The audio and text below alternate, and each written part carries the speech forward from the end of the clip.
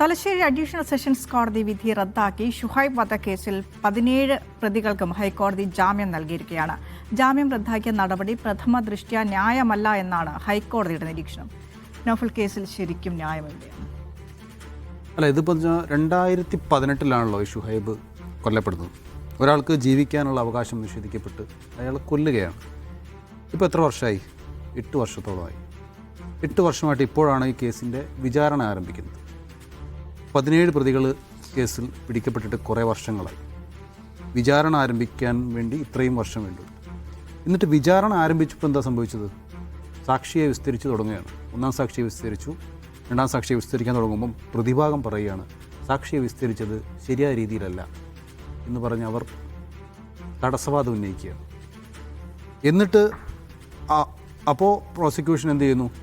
അതിനെതിരെ രംഗത്ത് വരികയും അങ്ങനെ ഇവരെ ജാമ്യം റദ്ദാക്കി ഇവരെ കസ്റ്റഡിയിലെടുക്കണമെന്നുള്ള ആവശ്യം ഉന്നയിക്കുകയും അങ്ങനെ അവർ റിമാൻഡ് ചെയ്യണമെന്ന് കോടതി പറയുകയും ചെയ്യുന്നു. പിന്നീട് ആണ് അത് ഹൈക്കോടതിയിൽ ഇവരത് ചോദ്യം ചെയ്ത് അവർ വീണ്ടും അവർക്ക് ജാമ്യത്തിൽ ഇറങ്ങാൻ അവസരം ലഭിക്കുകയും ചെയ്തു.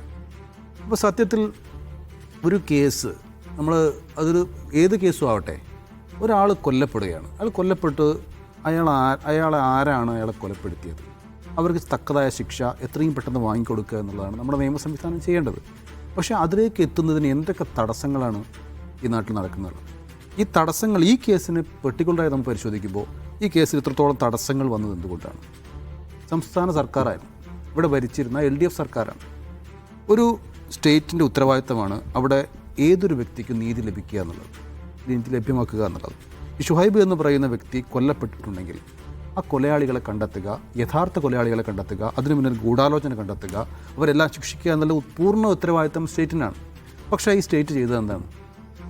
ഈ അന്വേഷണം ശരിയായ ദിശയിലല്ല പോകുന്നതെന്ന് ഷുഹൈബിൻ്റെ കുടുംബത്തിന് പരാതിയുണ്ടായിരുന്നു. അതേ തുടർന്നാണ് അവർ CBIയെ സമീപിക്കാൻ വേണ്ടി സർക്കാരിനോട് ആവശ്യപ്പെടുന്നത്. പക്ഷേ CBIയിലേക്ക് പോകുന്നതിനെ സംസ്ഥാന സർക്കാർ എതിർക്കുകയാണ്.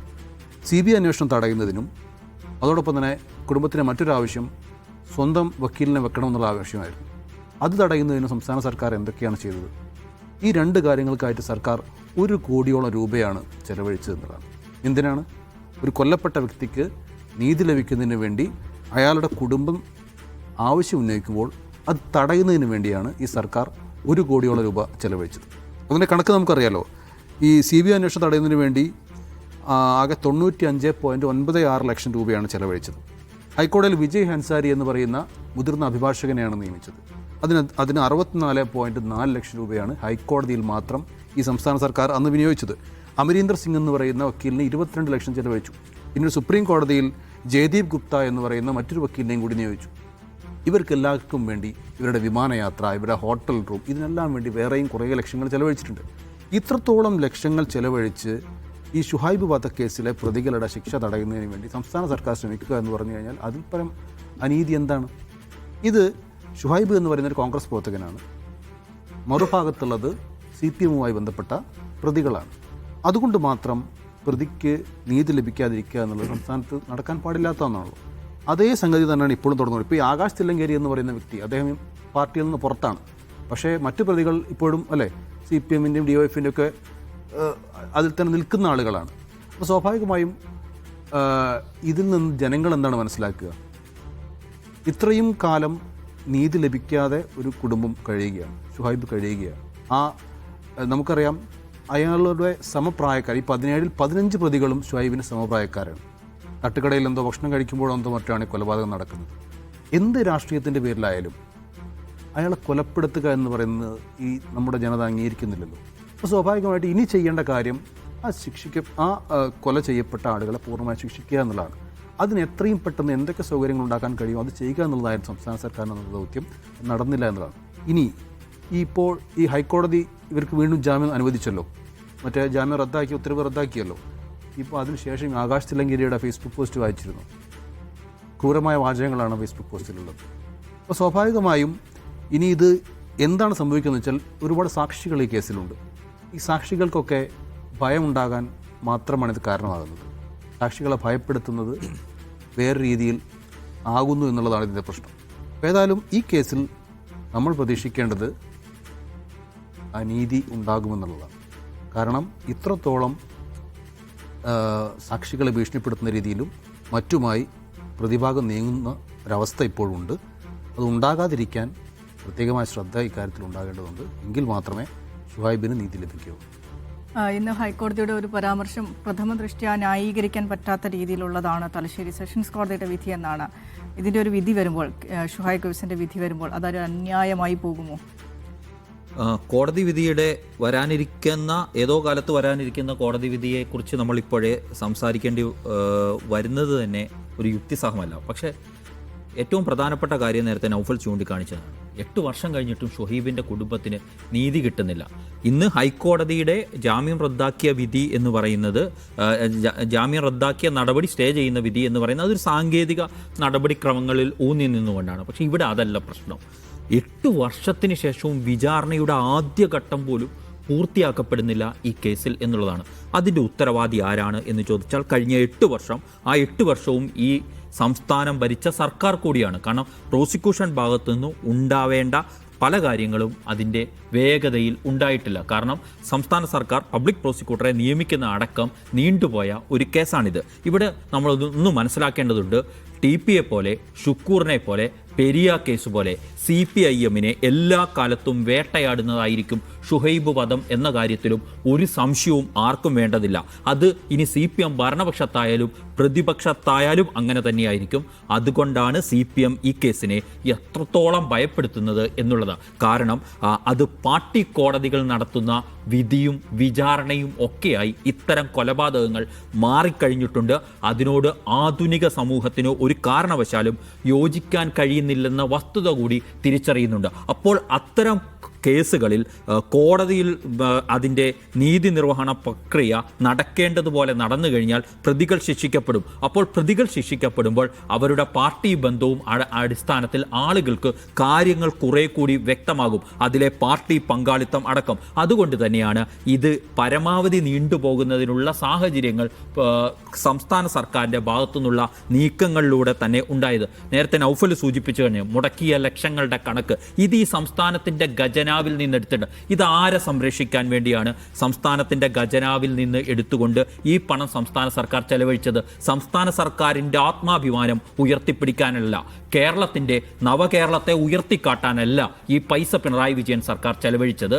അത് പാർട്ടിയുടെ തെമ്മാടികളായ ഗുണ്ടകളെ, കൊലപാതകളെ സംരക്ഷിക്കാനാണ് ഈ സംസ്ഥാനത്തെ ജനങ്ങളുടെ നികുതി പണമെടുത്ത് കഴിഞ്ഞ വർഷങ്ങളിൽ ഉപയോഗിക്കപ്പെട്ടത് എന്നുള്ളതാണ്. ഇപ്പോൾ നടക്കുന്ന കോടതിയിൽ നടത്തിക്കൊണ്ടിരിക്കുന്ന വിചാരണ പ്രക്രിയയെ നീട്ടിക്കൊണ്ടുപോകാൻ പ്രതിഭാഗം നടത്തുന്നതും അത്തരം ആസൂത്രിതമായ നീക്കങ്ങളുടെ ഭാഗം തന്നെയാണ്. കാരണം പരമാവധി വിചാരണ നീട്ടിക്കൊണ്ടുപോകുക എന്നുള്ളത് ഈ കേസിലെ പല സാക്ഷികളെയും സ്വാധീനിക്കപ്പെടുന്നതിലേക്ക് കാര്യങ്ങൾ എത്തിച്ചേരും. ഇപ്പോൾ നീട്ടിക്കൊണ്ടുപോകുന്നതിൻ്റെ ഒരു കാരണം നമ്മൾ നോക്കിക്കോ. ഇപ്പോൾ നീട്ടിക്കൊണ്ടുപോകാൻ പ്രതിഭാഗം ആഗ്രഹിക്കുന്നതിന് മറ്റ് ചില കാര്യങ്ങൾ കൂടിയുണ്ട്. ഭരണം മാറുന്നതോടെ പഴയ പോലെ സാക്ഷികൾക്ക് മേൽ സ്വാധീനം ചെലുത്താൻ കഴിയുമോ എന്ന ഒരു ആശങ്ക കൂടി ഉണ്ടാകുകയാണ്. അപ്പോൾ വീണ്ടും വിചാരണ എത്രത്തോളം നീട്ടിക്കൊണ്ടുപോകാൻ കഴിയുന്നു എന്നതിനുള്ള ശ്രമങ്ങളാണ് നടന്നുകൊണ്ടിരിക്കുന്നത്.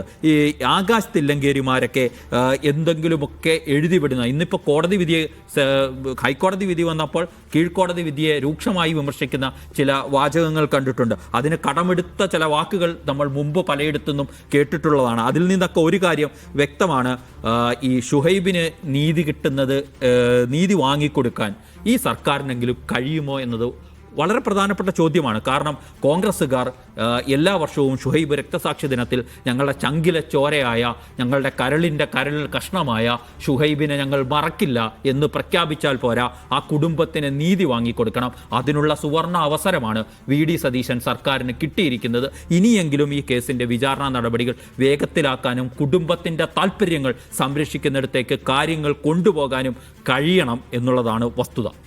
റാവുന് എന്ത് തോന്നുന്നു? എനിക്ക് തോന്നുന്ന ഒരു കാര്യം, ഇതിനകത്ത് ഇപ്പം നേരത്തെ രണ്ടുപേരും സൂചിപ്പിച്ചതുപോലെ ഈ കേസ് അട്ടിമറിക്കാനോ വൈകിപ്പിക്കാനോ ഈ പ്രതികൾക്ക് സ്വൈര്യവിഹാരം നടത്താൻ ആവശ്യമായ സാഹചര്യം സൃഷ്ടിക്കാൻ സർക്കാർ പണിയെടുത്തിട്ടുണ്ട്. അതൊരു യാഥാർത്ഥ്യമാണ്. അത് TP ചന്ദ്രശേഖരൻ വധക്കേസിൽ പോലും നമുക്കറിയാം. അതിലെ കൊലയാളി സംഘത്തിൽപ്പെട്ട ആളുകൾക്ക് ആവശ്യമായിട്ടുള്ള പരോൾ ഒരുക്കാൻ കുഞ്ഞനന്തൻ എത്ര കാലം ജയിലിൽ കിടന്നു, എത്ര കാലം പുറത്തായിരുന്നു നമുക്കറിയാവുന്ന യാഥാർത്ഥ്യമാണ്. അതെന്തുകൊണ്ടാണ് പാർട്ടി അങ്ങനെ ചെയ്യുന്നതെന്ന് ചോദിച്ചാൽ, കൊലയാളി സംഘത്തിൽപ്പെട്ടവർക്ക് ആവശ്യമായ ആനുകൂല്യങ്ങൾ ഭരണത്തിൽ കിട്ടിയിട്ടില്ലെങ്കിൽ ആ കൊലയാളി സംഘത്തിൽപ്പെട്ട ആളുകൾ ആരാണ് ആസൂത്രകരെന്ന് പുറത്തു പറയാൻ നിർബന്ധിതരാകും.